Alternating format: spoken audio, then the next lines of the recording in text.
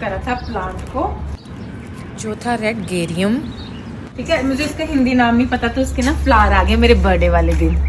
तो मैं ये दिखाने हैं कि मेरे बर्थडे वाले दिन मेरे प्लांट ने मुझे दिया है सरप्राइज। और ये लग रहा है बड़ा क्यूटी। तो मेरे बर्थडे वाले दिन प्लांट फ्लावरिंग आ गया, तो मैंने सोचा आपको भी दिखा देती हूँ। तो ये है, और ये भी ग्रो कर गया है, ये भी अच्छे से ग्रो कर गया है। इनमें भी कुछ टाइम बाद फ्लावर आ जाएंगे, इनमें गर्मियों में आएंगे। तो ये दिखाना था। और ये मेरी वाली कटिंग देखो, मैंने काट के प्रूनिंग करी थी ना सबकी, तो नए लीव्स आ गए हैं सब में।